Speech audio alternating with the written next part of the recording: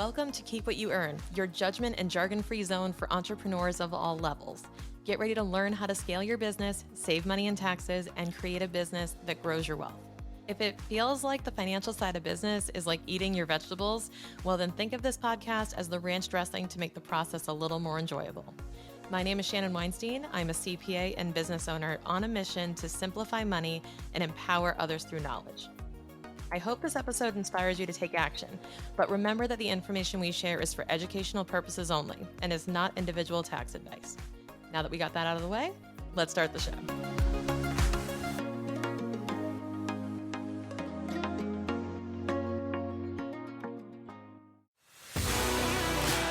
Building your business to 200 grand before quitting your day job.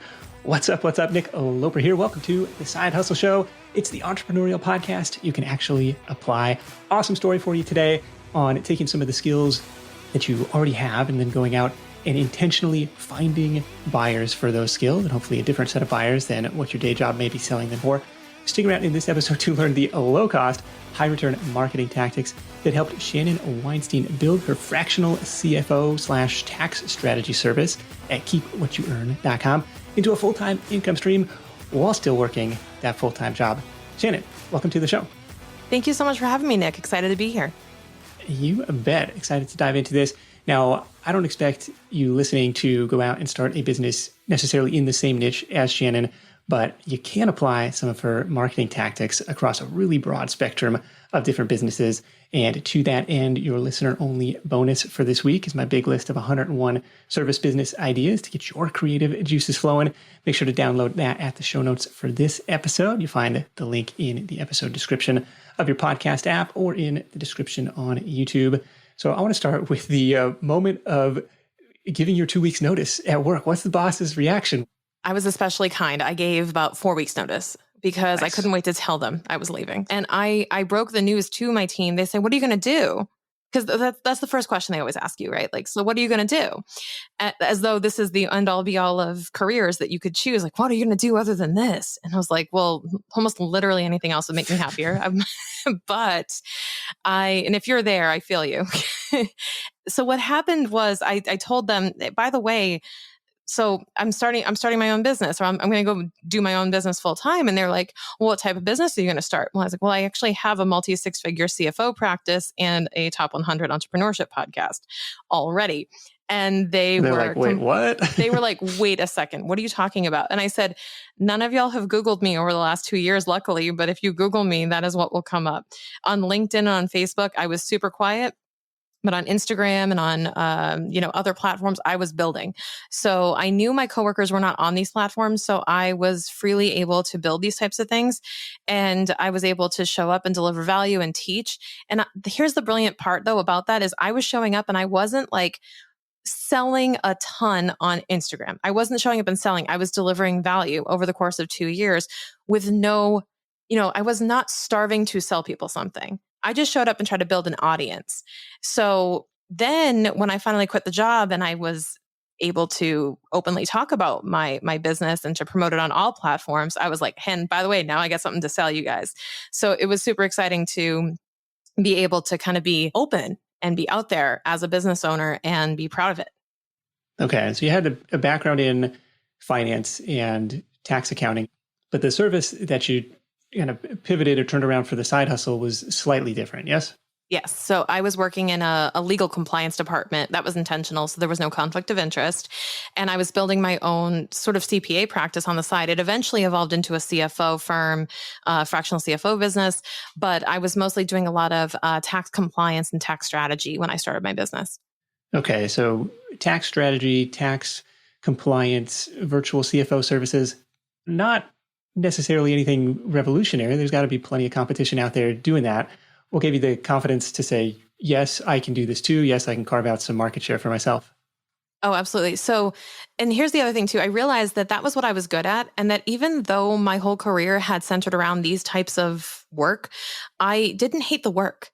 I hated how I was being asked to do it. So being in cubicles and working for other people, I knew that I didn't mind doing the work. So if you're in a job right now listening and you're like, well, I don't hate what I do, I just don't like the circumstances around which I'm being asked to do it, you can take what you do at work and turn it into a side hustle too, within reason, of course, conflict of interest stuff and all that. But what really drove it was, finding the confidence to say, yes, I can do this too, because I was seeing other people doing it. So being on Instagram, I saw other people doing it. I saw people who were thriving doing similar businesses. I had mentors and I had folks to guide me, to help me through the kind of those messy mindset things that were getting in the way, imposter syndrome, like who am I to start my own business? And really reflecting on what I actually had accomplished instead of focusing on what I had yet to accomplish. Okay. Well, talk me through your first moves from, okay, I think that number one, I can do this. I'm going to get over the imposter syndrome to, that messy middle before, client number one says, yes, sign me up. I want to pay for this. I wanted to put it out there that I was looking for people to help and that I could solve a problem. I didn't have a formal business or structure or offer around that until enough people had asked for my help and I was able to get the results for them. So I think getting those results were what kind of overcame the imposter syndrome, because when you can start actually serving people and helping them, and you actually have no immense pressure to do that because you're making your money to pay your mortgage from another income stream, like your full-time job, and you're able to help these people on the side because you are truly passionate about it, then you realize, oh, not only am I passionate about this, but this is something people want and are willing to pay for. This is a really interesting concept.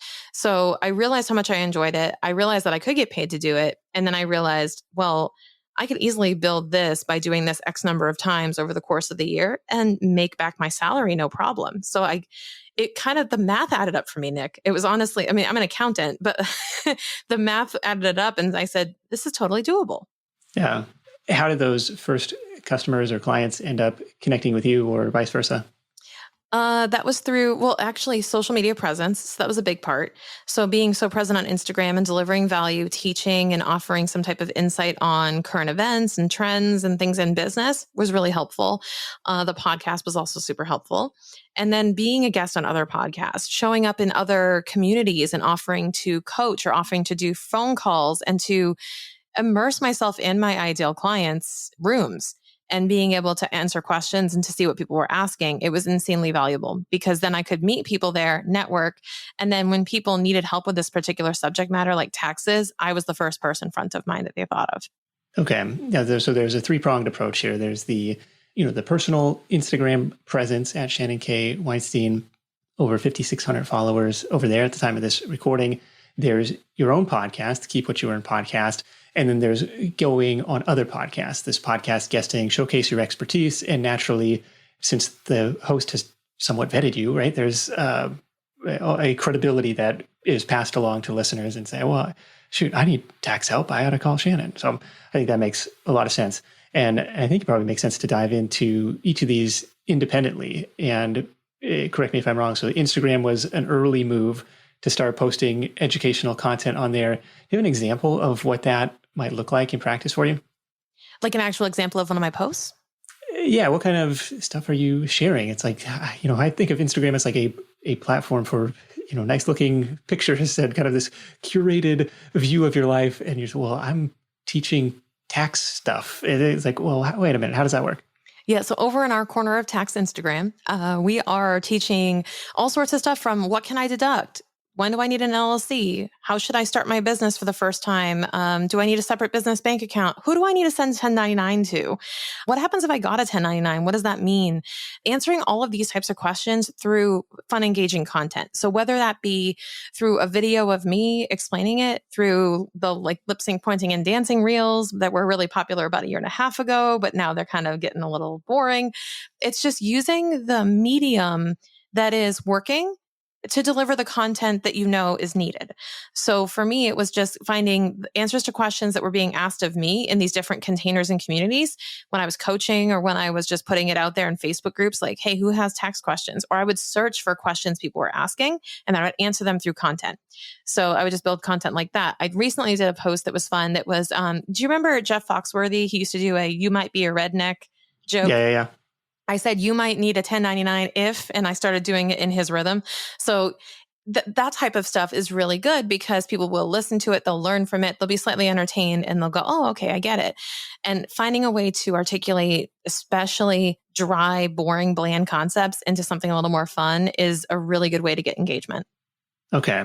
Are there any tools that you like to come up with these questions in your niche that people are asking? What I actually do is I spend a lot of time in Facebook groups and in communities and listen a lot to what people are asking. I also put feelers out into my community, but I then store them all in a program called Asana. I actually have a tracking, like a project management board of questions for different types of content pillars that I have. So what questions are people asking and how can I answer them in a creative way? So I always store, it's almost like a bank of questions I've been asked or I've heard before.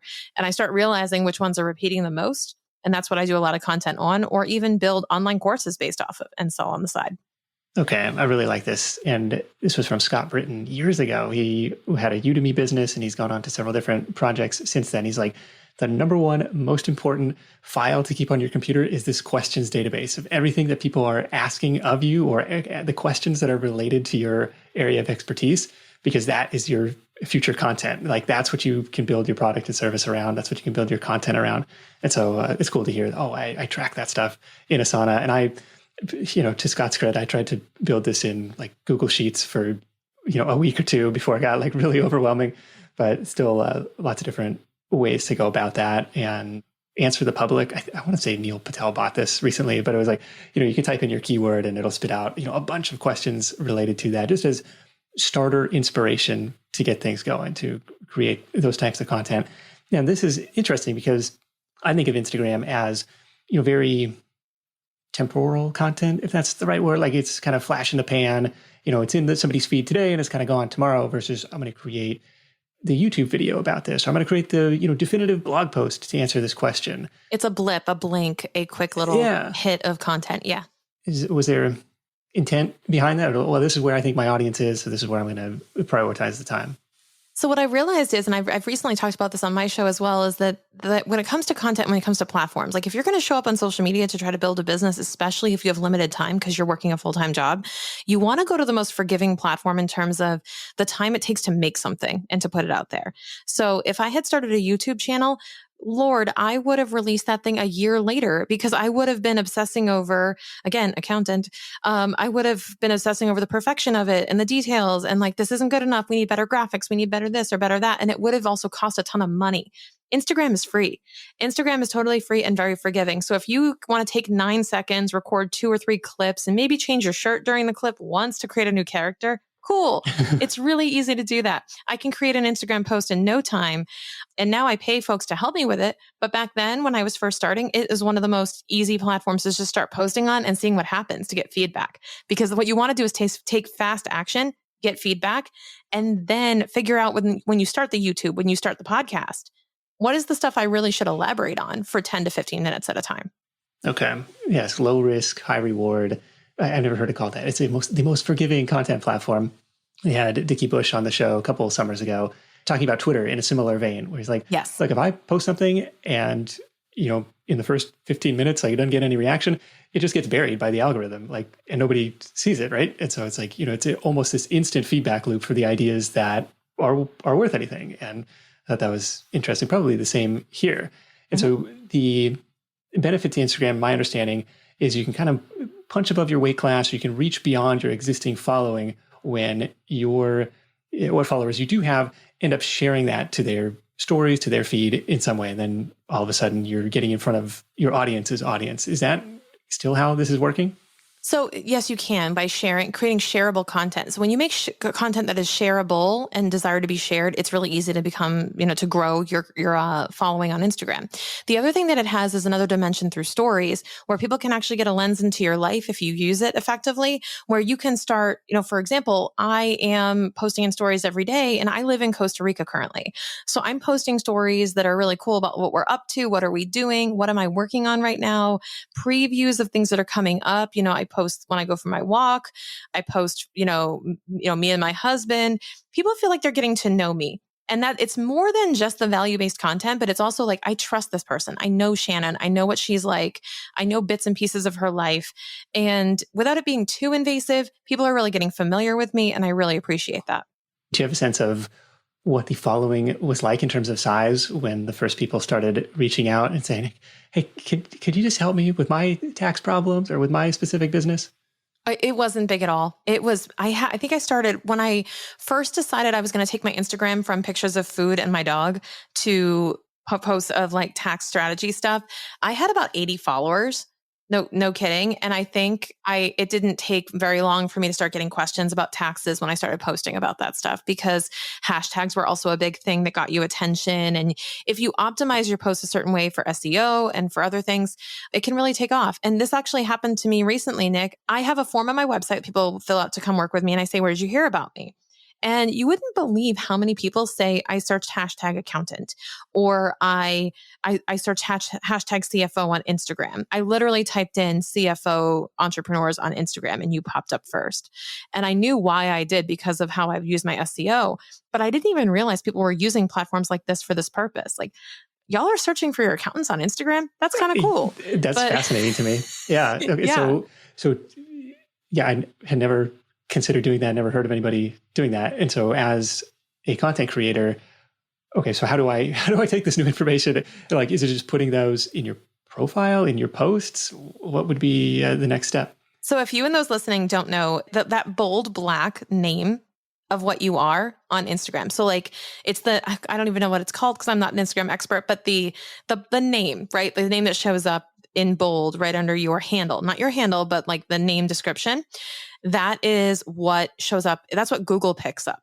So your profile will show up in Google search results if it is optimized to show up in the results for that. So that's why, my Keep What You Earn handle says podcast for entrepreneurs, because I guess that's what people are putting into Google.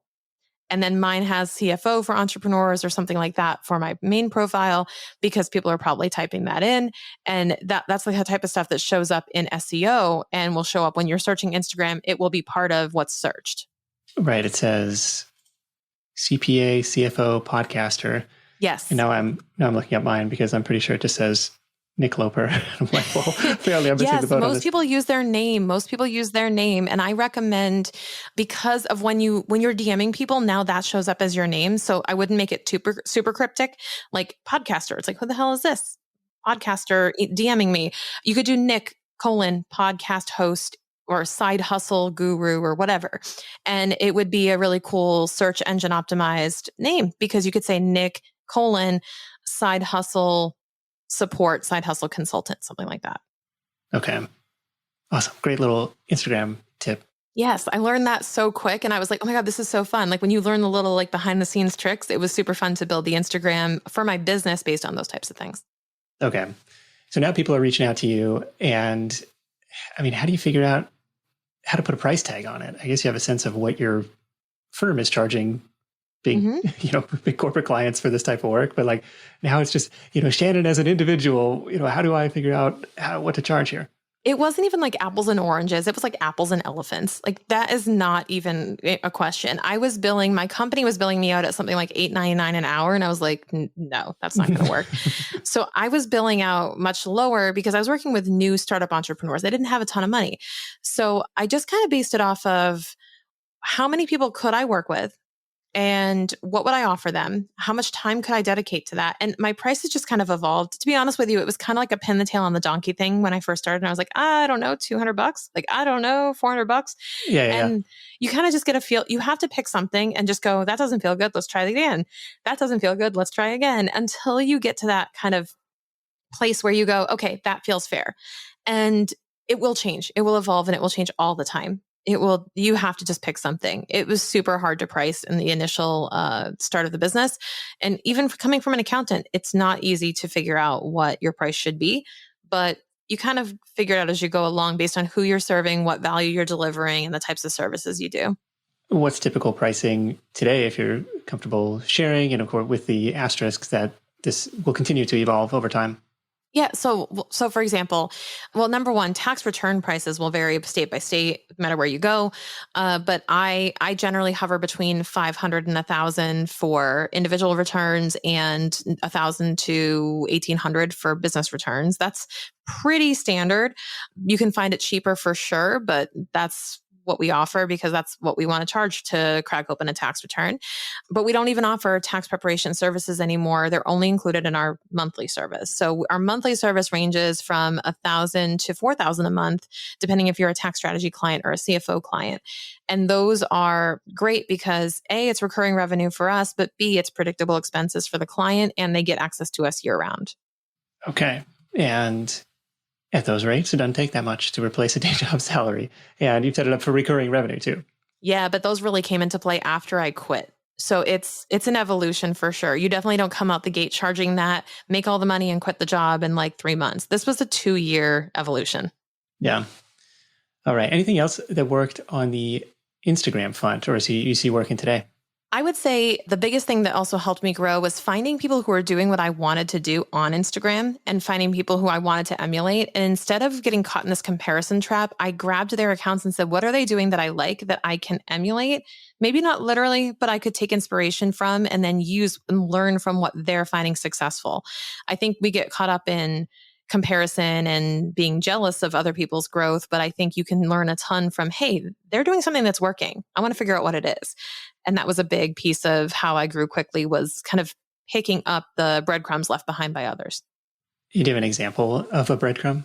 So, for example, there were folks who were collaborating on Instagram a lot. Like people were growing really quickly. And then I realized it's because they were going live so often and they were bringing people on Instagram lives who had big followings. And then I realized, oh my God, that's so smart. I should, cross-contaminate audiences with different people that I know that have bigger followings and see if people will, people who also serve my ideal customer. So business owners. So it might be business coaches, it might be other consultants, marketing experts, and so on, that we can collaborate. Okay. A non-competing colleague or something like, hey, you're complementary, not competitive. Yep. Okay. That makes sense. And really tapping into other people's audience, like who are your target customers already doing business with, and getting in front of the audiences that way. And I imagine the podcast guesting path is similar. Did you do anything proactive to seek out those guest spots? Yes, definitely. So there were 2 steps to finding the right shows and to get results from the shows. Well, number 1 was researching the shows that I think my ideal client is listening to. So not just going after shows for the sake of being on a podcast, but going, who is listening to this? Who is that person? And what do they need help with? How can I deliver value or give them an aha moment and a takeaway today? And that's a really important part of it, is being selective about which shows you're pitching and knowing that the audience members are the right people for you. And then the other part of it was always sharing something to promote and always having something ready to share that you were doing or up to, or a place to point people to meet you, to what I call put them on a list that you own as opposed to a list that you rent, which I consider social media.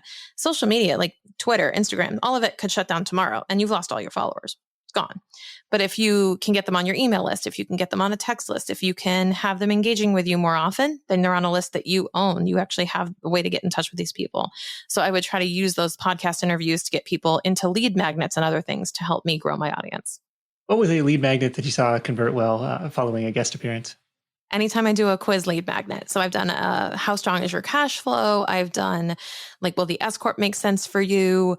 I've done, I even do this is a great one for podcasters. This is kind of like this endless loop of benefit. I did a podcast playlist quiz. So, hey, I have a crap ton of episodes out there.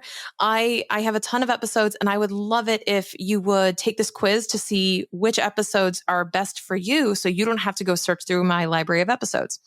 And what it does is it creates almost an archetype for the person to say, hey, you sound like an early stage business owner, early stage entrepreneur, just starting your own side hustle. Here are some great episodes from Shannon that might help you right now. And then you get a playlist of 10 or so episodes. So that does 2 things, puts them on my email list, and also is able to get people to download the show and get to know me a bit better. I'm totally stealing this. That's great. Do it. Yeah. Do it. But the playlist is super cool because we can update the playlist generator. So we can update as we get new episodes, right? We're going to flush in more that go into the playlist that comes out. And then they get a profile of, hey, it sounds like you would like these episodes. So we're getting downloads, we're getting re-engagement with old episodes. We're getting the guests who we pick to be on that get promoted more. And they're on the email list, and they're already fans of the show now because they're binging the 10 or so episodes. Exactly. The more time they spend with you in their earbuds, the deeper that relationship is. What tool are you using to build those playlists? So the quiz is done through tryinteract.com. And that's a great quiz platform. I have no affiliation, no link or anything, but that is a really great platform to build on. And it's quite user friendly for those who are not like super techie. So tryinteract.com, you can generate a lead magnet through a quiz in minutes. And especially if it's really simple.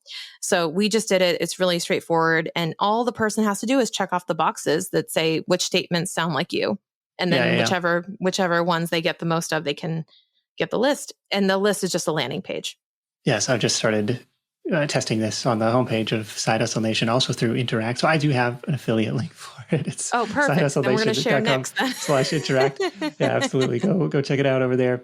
And then, so people answer the questions and then it spits back the results. Hey, it sounds like you're this early stage entrepreneur person. Here's, the 5 or 10 recommended episodes for you. And it just from there, it's kind of manual. Like you got to download number 6, number 17, number 21. It's direct links to the episodes on their podcast players. Usually, I think we're linking Apple, but they can find it on the other platforms. And then here's the other side benefit of that is now we've also segmented them. So they are now, that's an early stage entrepreneur, or, that's somebody who might be a CFO candidate. That person's trying to scale their business right now. So now I know the main goal of my listeners or my audience, and I can start talking to them about how they can accomplish that goal and cater content to them. Is there an easy to say URL to reference this podcast playlist quiz right now? We'll plug it. We'll link it up for you. Absolutely. No, okay. It's not easy to say because I don't know off the top of my head, but I will get you the link, and that will be in the show notes, I'm sure. All right. We'll link that up as an example in the show notes for you. So interact to the playlist. I've done some Spotify specific playlists. Hey, you want to learn more about flipping? Hey, you want to learn more about blogging, affiliate marketing? Yeah. You want to learn more about local service businesses, right? Here's a curated playlist for you. And then this is several years ago now, it's actually split out podcasts because at that time, and I don't know that they do now, is in Apple Podcasts, you didn't have the ability to create those playlists. But so there's like the freelancing mixtape and there's the blogging mixtape that show up actually as separate podcasts in iTunes or in Apple Podcasts, but you got to pay separate hosting for that too. So it was like kind of trade-offs depending on how many listeners you expect from that. But okay. I love that. So that's on the guesting front. So starting with that research, and then after you go on the show and you've made your proactive pitch and like, hey, you've covered topics XYZ, but you haven't covered this. This, I think, would be beneficial to your listeners. Having a call to action, right? And this is something that I'm guilty of on most shows. It's I'd love if you go check out the podcast. There's 500 episodes to choose from. It would be much more compelling if I took your tech like, hey, there's 500 episodes to choose from. I don't expect you to binge on all of them. Hey, go check out the quiz to find out your curated playlist or your personalized playlist. I think that's really cool. Yeah, it's really fun. It's really easy to set up too. So I encourage anyone who has a show and honestly too, it's a great lead magnet on any expertise, any topic. So if you have any type of side hustle, you could actually find podcasts that teach and support whatever it is you do, and to get people listening to trusted voices in that space, and then realize that you were the one who pointed them there. And then that also builds trust. So even if it's not your own content, it's really cool if you can take that and curate something for people, and it does add value. Yeah, totally. Like the S Corp quiz. Like, are you ready to incorporate? Does this make sense? Is this going to save you money, or is it going to be more headache than it's worth? Like, yeah, something like that. Very cool resource. So doing the guest outreach thing, and then hosting your own show, Keep What You Earn show. This is a couple years deep into the show, and I don't know if it was 5 days a week from the very beginning, but now you're like in it. You're a serious podcaster. Yes. I definitely made up for lost time. I started in August 2021, and this past year, 2022 alone, we had over 100,000 downloads. So that was pretty huge. We went into 5 episodes a week. I think it was July 2022, but we were 2 episodes a week for all of 2022 up until that point. So we jumped to 2 episodes a week pretty quickly after 1, and then went all the way to 5, just kind of hit the gas on it at the recommendation of my now chief marketing officer. And I said, okay, we'll try it, but I'm scared. And she said, it's going to be okay. You're going to make it. Yeah, we've got to run out of content. I haven't missed a deadline since, or really replicated content. Like, there's an endless stream of ideas when you have the container and the space to do a lot of that stuff. So it sounds like, oh my God, I would never have the time to do 5 episodes a week. This girl's crazy. No, it's actually really, it's amazing. But I go for a walk in the morning and I have 3 episodes that come out of my brain. You know, like when you're in that flow state, you have these ideas as you're hearing other people talk and you go, I could talk about that for 10 minutes. And then you realize that's a whole episode. So it's become a lot easier to create the content when you see opportunities everywhere for these types of things. Well, that's super exciting because by all accounts, people would have said 2021, it's a little bit late in the podcasting game, but you've proven them wrong. It's like, you could still carve out an audience even at that stage. So I think that's really exciting. And even today, you're going to say, well, a year from now, it's only going to be more crowded. So you might as well start. No better time than now. And the next best day is tomorrow. But yesterday was the best time. Today is the next best, and then tomorrow. But you got to start somewhere, and it's only going to become more saturated. What do you attribute some of the early growth of the show to? Because it's still a commitment to get somebody to find your specific podcast. First, find their podcast app if they even have one. Scroll down to yours, search for your show, find the specific episode you're talking about, find the time to listen to it. It's a big ask to get a new listener to give it a chance. Yeah. So this is a crazy thing, but, and this goes back to the question bank, 100%. That question bank turned into the library of episodes. So it turned into if you're really good, by the way, if you're listening to this and you're going, I'm really good with Q&A. Like if someone could just ask me a question, I could answer the question. I go, great. Then you'd make a great podcaster because you could just pretend someone just asked you that question or pay someone to come on and ask you that question and then answer it. And it's super helpful because it turned into an FAQ for me. So I actually I was definitely subtly hopeful that it would take off, but I said, you know what, in the very least, this is going to be a killer FAQ library because now when people ask me these questions in my DMs or through other types of forums or Facebook groups, I can be like, hey, listen to this. This is going to answer your question the way that you deserve to have it answered. Like a quick comment on Facebook isn't going to do it justice. Go listen to this for 10 minutes and you'll totally understand it. And that is how it started getting spread around because people were sharing the episode saying, hey, Shannon had a episode on this and actually sharing my episode for me. So it was a really interesting start of FAQs. And then it evolved and the guesting too. But that's another thing too, is having guests on your show, if you're going to do interview style, that command attention and presence so that we'll share the show and that we'll be actively involved in helping promote it. And we also did a ton of shows up front. So we had a library that people could listen to. So if you started listening to the show, the first episode that aired, I think the first day we released 10 episodes. So you could listen to a whole set of them before the next one came out. That way, I like this. They could listen to as many as they wanted to and kind of binge it because that's what we're used to now with Netflix and all the streaming services. Right. Don't give me this drip feed business. I want it all at once. And so primarily this shorter 10, 11 minute Q&A style episodes answering a very specific question. Hey, I got a 1099. What am I supposed to do with this? And then longer form interview content. That's kind of the mix today. Yeah, it hovers between 10 minutes an episode to 40 minutes an episode. We're listening to podcasts more often when we're cleaning or at the gym or in the shower or something like that, which are generally lower duration activities. So I said, we're going to keep it under 40 minutes for people. That was the feedback I got when I did a market research. Okay. And you say so you have a team that's helping put these together, editing team. Talk to me about who else is helping on the content production side. Guys, I am an accountant by profession, and I do not know how to do any of this podcasting stuff on the tech back end stuff. I am not talented whatsoever in that. I know how to talk into a microphone and download a Zoom file, and that is all I do. And I'm telling you, if I didn't have the support to go do that, the podcast wouldn't exist. I told my team, I said, I will do the podcast, but this was the person who did my social media content at the time that also did podcasting. And she wanted to upsell me into her podcast service and launch my show. And I said, well, the only way I'm going to do that is that all I have to do is download a Zoom file. And she's like, that is all you have to do. We will do the rest. So I said, okay. And guys, it's not cheap to do a podcast. It has to have intention, purpose, and strategy. I feel like it has to be, you have to build the business first and then figure out what the podcast fits into it. Or you have to have a really clear intention of what the podcast is out there to accomplish, like what type of audience you want to gather. I feel like, especially starting a podcast now, it has to really have a clear intent and purpose of how you're going to promote it and grow it, or else it's really easy to get lost in the mix. What's a typical call to action at the top or the end of your shows? Oh, it varies. So it could be whatever freebie I have going on. I might have a lead magnet. Right now, we're enrolling in an S Corp success plan program where we're going to implement S corporations. So that's a big running one right now. And then there's a whole lot of share this on social media. That was a big thing that helped grow it too. People would share it on social media, tag me, give a takeaway, show the screenshot that they were listening to my show. And it was super helpful in just getting the word of mouth around. Okay. Does the Instagram following drive listenership in any meaningful way?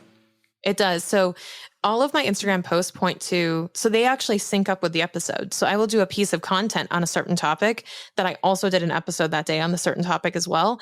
And then the call to action for Instagram is almost always go listen to the full episode of Keep What You Earn to learn more about this. So now it's, I've caught your attention, gotten a quick little snippet fact or satisfied some type of quick craving, right? Now it's, okay, you're still hungry for more. Here's where you can find more and we can link it. And then you can listen to a full episode explaining the details behind it that I can't fit into 15 seconds. Gotcha. Just, creating content that's native to that platform and saying, hey, if you want the full thing, come on over here. Okay. Exactly. What else do you attribute some of this podcast growth to? Because, if you have relatively few listeners, asking them to share on social media, does that really move the needle? But you've been able to post some pretty big download numbers, audience growth numbers. I would say it's also continuing to show up as a guest on bigger shows. So it's showing up, and actually when we increased the episode count, that also boosted the download count because naturally per episode, there's gonna be more downloads. I think it created, I think the more content you can produce consistently, the better anyone will be in business. So if you are just trying to start a side hustle or just growing it right now, the best thing you can do is show up consistently and keep delivering volume of content that's of decent quality. It doesn't have to be perfect, but keep churning out content. And that was one of the ways that we kept doing that. And then part of it too was pitching other shows became easier because I could say, I host Keep What You Earn. We've been ranking on Chartable because of the download activity that spiked. And we've been able to produce these types of episodes, and this is the audience that we're curating. And we have a pretty engaged audience because people will mention our show or say that they listen to it. And it's also about how well you can pitch bigger shows to try to get on. But if you can get in front of an audience, again, just like I said with the Instagram collaboration, if you can get into a bigger audience of your ideal client and tell them where you're hanging out, they'll meet you there. Are you posting these episodes over to YouTube as well? Yes. So we also have a YouTube channel where you get the video of each episode as well as the audio on the podcast platform. Do those videos do anything? I'm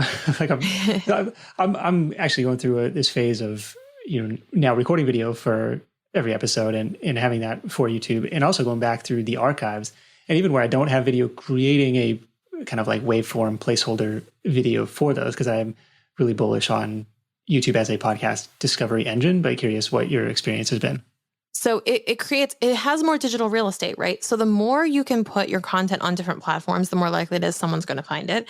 So we post every episode to YouTube. The subscribership is growing slightly and growing a little bit slower, but because I don't talk about it as much as just go to the podcast, but we're going to be adding a bumper soon that just says, hey, if you want to watch this episode, go to YouTube. But we're going to be heading into YouTube, I think this year, going really deeper into being intentional about the captions and engaging content on YouTube. Okay. All right. So that's really helpful. Really cool content marketing strategies, starting with the platforms that you own and then bringing back people into your own ecosystem through these varieties of lead magnets and quizzes. And, I think that's all really cool how you've gone about that. I want to explore the different revenue streams of the business. So you mentioned, the bread and butter is kind of these recurring monthly service agreements. Say we're going to be your outsourced fractional CFO partner, or we're going to be your tax planning, tax strategy partner. And so I'm imagining, the revenue pie chart, a big chunk of it is these services. Are there other things that we ought to know about? That is the majority of it. So that's going to pay the bills, keep the lights on, right? The recurring revenue sources, which I recommend everyone start with, is some type of recurring revenue source to add stability so that you're not constantly selling and having to, get people to buy all the time. That they buy once and then, okay, great. That's going to be an income stream every single month. And you can just keep building it. The other things that we do, so we supplement that as well, though, with the Keep What You Earn brand, which is education, courses, coaching from me. And that's mostly for the early stage entrepreneurs. So we specifically target the CFO services and tax strategy to a little bit more advanced or mature business owners. And we have a very limited number of spots to be in those services.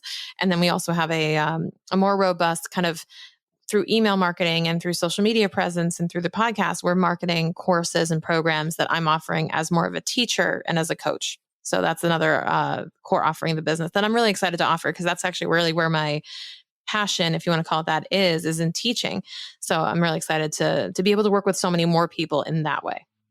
Okay. If you're comfortable sharing as a percentage of that pie chart, what is that course component make up these days?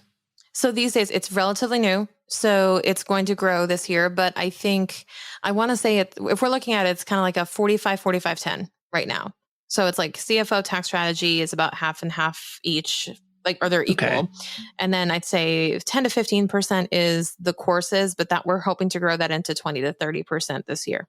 Okay. Because that's more leverageable. It's like more one-to-many versus, Yeah. one-on-one. And it's also, I can make money while I sleep, right? That's the whole idea, is that thing, the courses are going to be marketed and they're going to be put out there. And it's a really cool thing because people can engage with my content without it relying on my time and my calendar. So now people can be learning from me 24/7 through these different programs. And it's not just a moneymaker, but it's a great impact builder. Yeah. And it's interesting to start, and maybe this is a kind of a framework to think about pricing your own services, the done for you service at the very top, where it's like high dollar, limited number of clients I can take on realistically. There's the done with you, like the coaching, like I'll hold your hand side by side. And then there's like the DIY version where it's like, look, I'll give you the educational material and set you free to go out and do it yourself. And like different price points at those and different scale that you're able to achieve with each of those.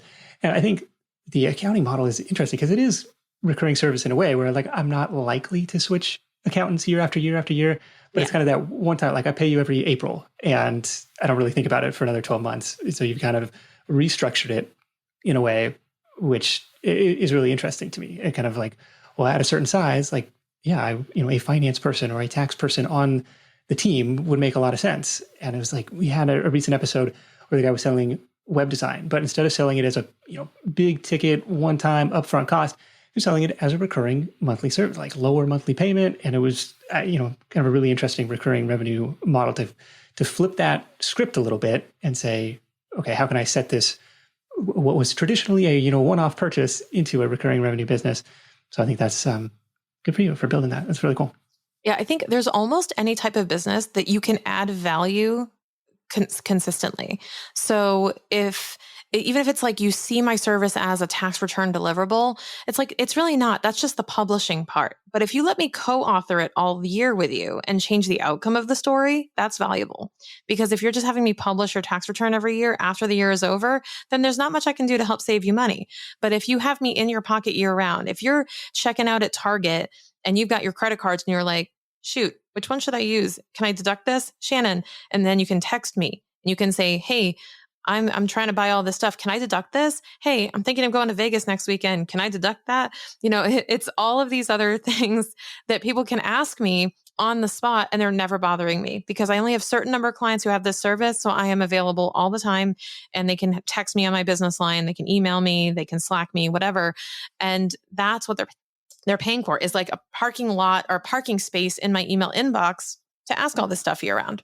How do you divide the time today between the content production side of things, the Instagram, the podcast guesting, kind of like these content marketing channels, and then the, at a certain point, I got to answer these texts, or I got to deliver the service for the clients? Yeah, my clients are a priority. So it's, I think of my business like an airplane, like an airline. And I go, okay, my first priority is get the first class passengers their champagne, right? Because then they're happy.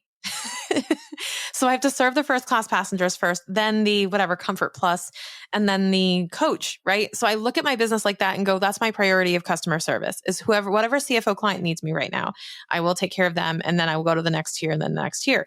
And my clients appreciate that because they realize what they're paying for there. Okay. Now, as far as how I spend my time, right? So that's always a top priority. I actually have in my to-do list right here, the 3 things I have to do every day. Only 3 things. And most of it has to do with the CFO client or something that's pressing to help with the client service and move that along. What I do as far as content creation goes, because it sounds like I produce a lot of content, and it's like, how are you not a full-time content person and not an accountant? Like, how does this work? It's because Fridays are my like creation day. Like, go create all the stuff you've had ideas about. So Friday for me, which is a very forgiving day in the work week, a lot of people take it off, or people are emailing less. I feel like it's a little bit more lax. So I have a content creation day where I only check my email once in the middle of the day, but I am generally making all the stuff that I had ideas about all week on my walks in the morning or in the afternoon. So I will jot those ideas down in Asana, and then I will go and sit down and go make the stuff that I said I was going to make during the course of the week. And what that does is it helps me time block it, dedicate a creative time, and keep things focused during the week so I can just finish up my client work on time. And what's it like living in Costa Rica? Are you down there full time? We split our time between Connecticut and here. We're here roughly 2 to 3 months at a time, and we flip between the two. That's so cool. Living that location independent lifestyle, and perhaps even some geo arbitrage where I can earn in dollars and spend in colones. Yeah. Colones? Like, what's the currency? Colones, yeah. Well, that's cool. What's surprised you the most over the last couple of years of building this thing and then taking it to be full time?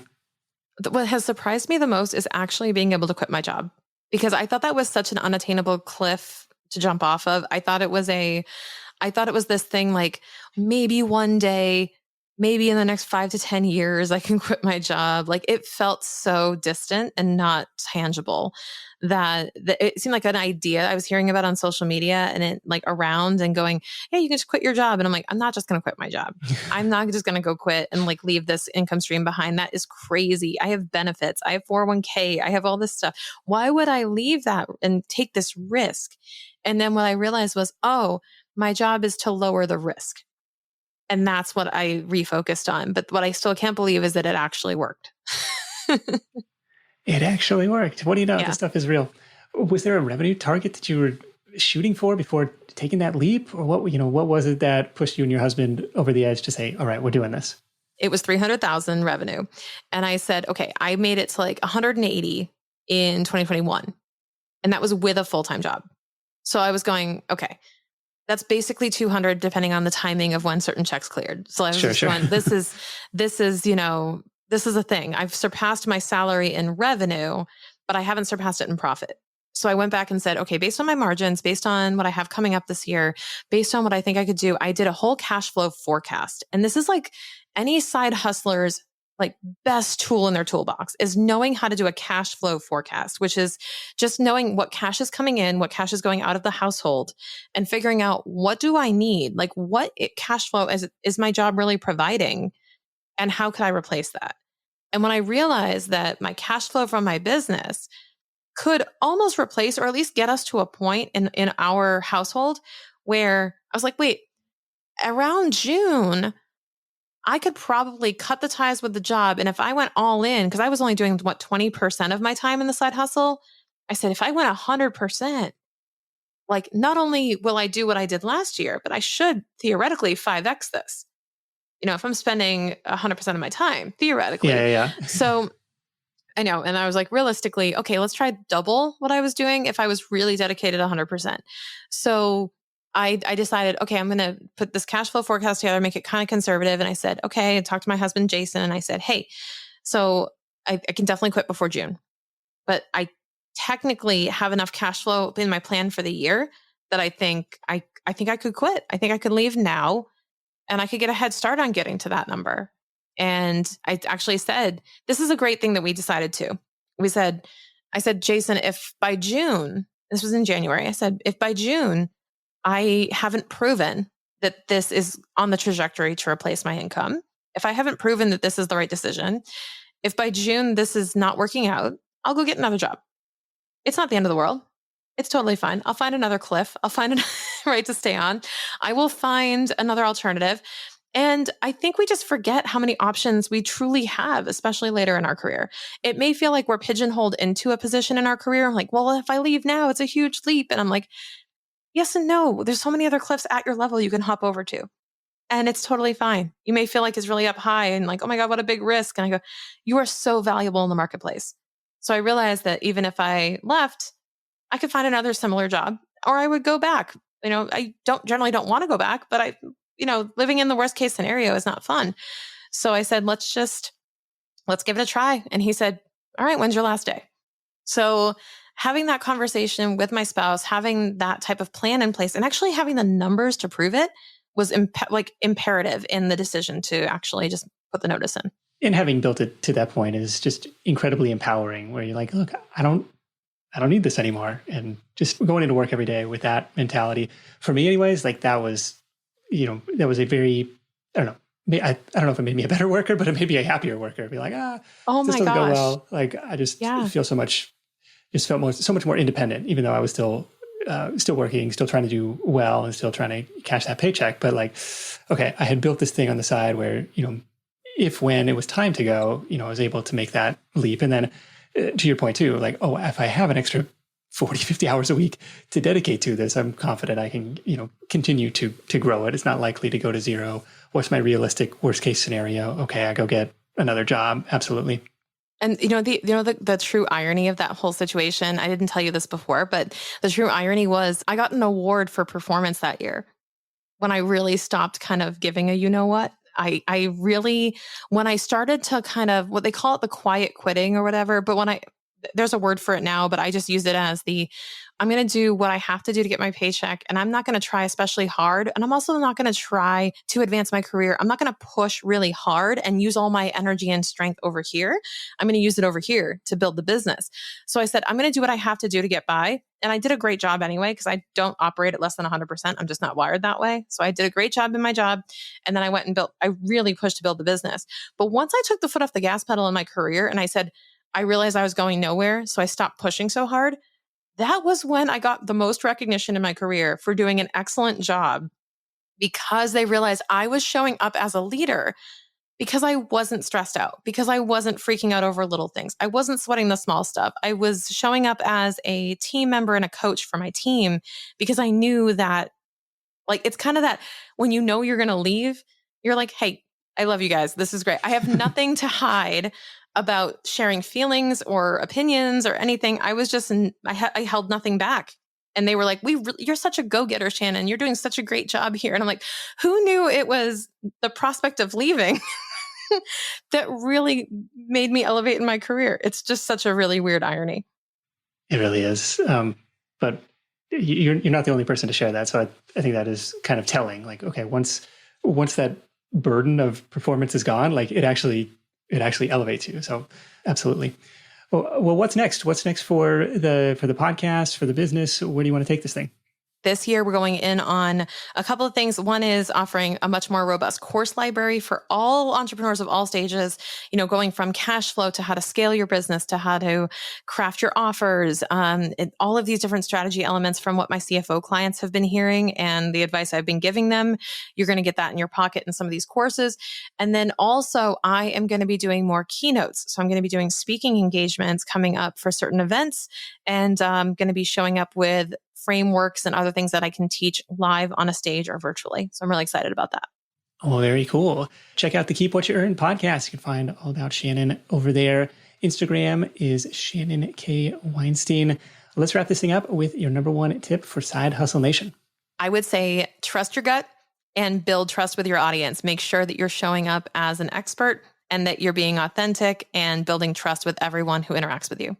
Very good. There you have it. Trust your gut. I have just a couple notes, takeaways that I jotted down during this call. The first one was this Q&A style of content, right? This is kind of your endless stream of content to create that establishes your credibility and expertise as the authority. So creating that database, whether it's in Asana, whether it's in Google Drive, whether it's just like a notes app on your phone, and cross it off once you've created that thing, it's added to your library there.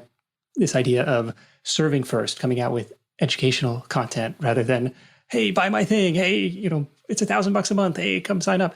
And then the really creative way to set yourself up for recurring revenue. Again, doesn't have to be a tax business, doesn't have to be a fractional CFO business, but whatever your business that you're going into is like, what's the little creative twist on it where you can solve a recurring problem for recurring revenue?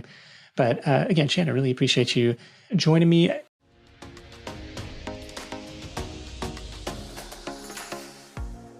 enjoyed this episode but want to explore more on this topic, or maybe you have questions for me and our guests. One of the best parts of doing this podcast is interacting with you in the Keep What You Earn community. This community is a completely free resource for you to ask questions, chat about our episodes, and to connect with us on our monthly calls. Yes, all for free. We host this community on a platform called Circle, so you won't be bogged down by Facebook notifications or get your posts buried in the mix. So click the link in the show notes to join us in the community right now.